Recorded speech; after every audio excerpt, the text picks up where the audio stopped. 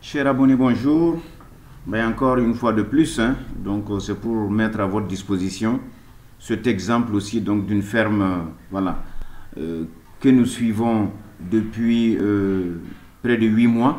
Donc nous parlons d'évolution d'une ferme laitière parce qu'il y avait un existant, il y avait des choses, donc le jour où nous avions pratiqué l'audit, nous avions fait des recommandations qui ont été suivies et voilà, je crois que 6 mois après, nous sommes revenus tout simplement et voici le résultat de l'audit.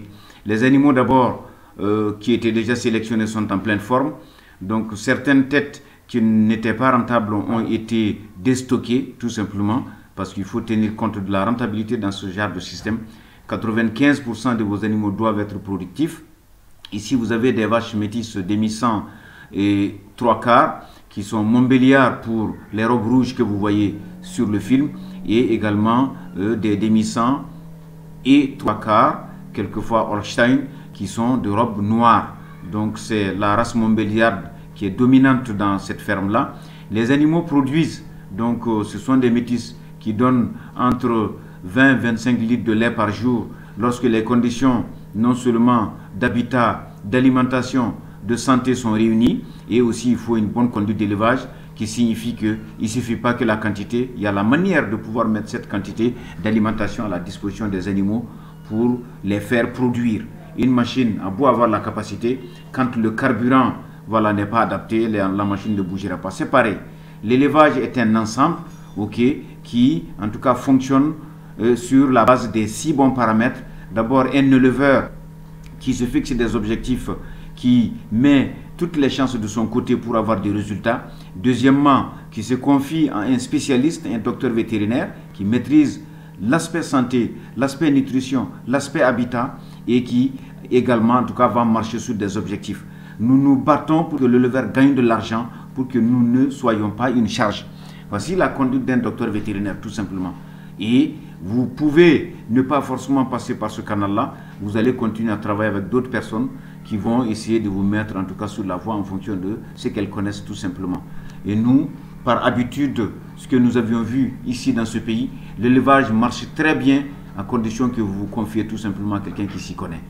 Ben, donc, abonnés, internautes et promoteurs, s'il y a un créneau au Mali où il faut investir pour rendre service au développement de ce pays, pour créer de l'emploi périn à la jeunesse rurale, à la jeunesse intellectuelle, c'est bien l'élevage.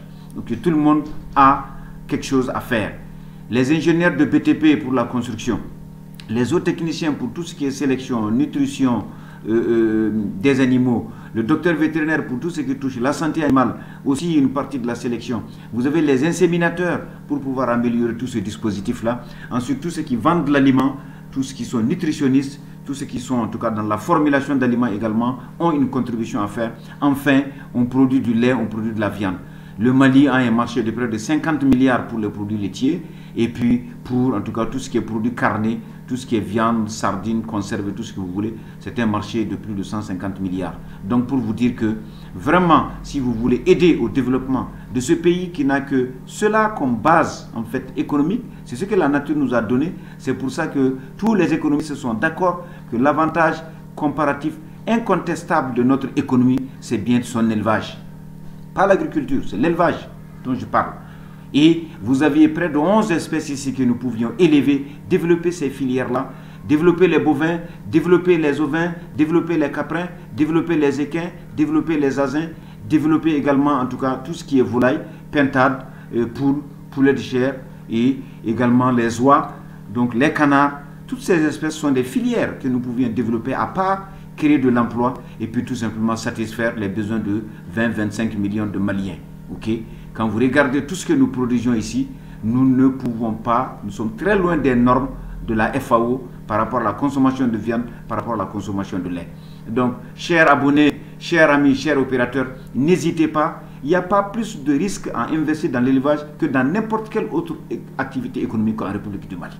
Je suis prêt à débattre avec n'importe quel financier pour lui prouver que vous ne risquez pas plus à investir dans l'élevage qu'à investir dans le commerce, à investir dans autre chose.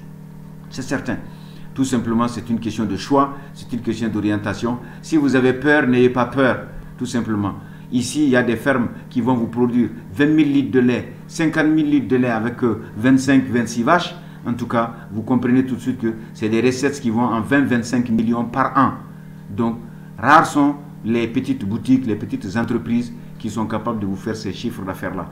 Et croyez-moi que moins de la moitié de ces montants-là rentrent dans les charges. C'est pour vous dire tout simplement que c'est un créneau qui est vraiment rentable.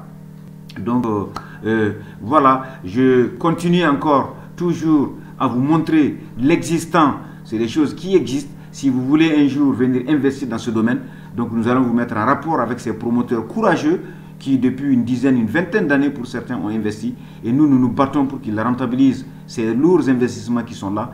Et en créant des emplois pour nos parents qui n'ont pas eu la chance d'aller à l'école, mais qui maîtrisent en tout cas l'élevage, qui maîtrisent en tout cas la conduite du cheptel, du bétail, notamment les parents peuls, et également tous les agents techniques vétérinaires, les zootechniciens, les inséminateurs, j'en ai parlé, les vendeurs d'aliments pour le bétail, les fabricants de médicaments vétérinaires, etc., etc. Vous avez toute une chaîne de valeur qui rentre dans ce cadre-là. Et enfin, vraiment, c'est pour que le Malien puisse avoir ses 50-60 litres de lait frais par an et par habitant et disposer de près de 60 à 72 en tout cas kilos de viande par habitant et par malien pour que vraiment nous soyons dans les normes de ce que vraiment l'homme qui est dans les bonnes conditions de vie puisse tout simplement bénéficier.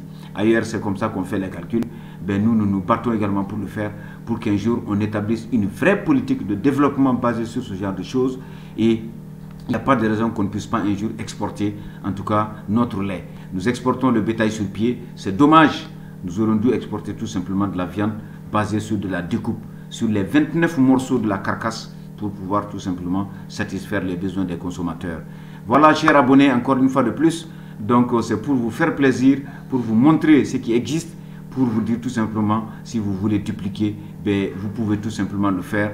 Vous le ferez mieux, vous le ferez certainement beaucoup plus rapidement. Et tous les éleveurs que j'ai rencontrés sont des gens qui sont très ouverts, sont des gens qui encouragent, sont des gens qui échangent, qui sont capables de vous dire, voici là où j'ai fait des échecs et voici là où, en tout cas, j'ai réussi. Et vraiment le plaisir, toute la satisfaction que tout un chacun a. Moi, j'ai beaucoup de respect pour les propriétaires de fermes parce que c'est vraiment des gens qui aiment cette activité, qui ont investi et qui méritent une reconnaissance. Ben, chers abonnés, je vous remercie et puis à très bientôt.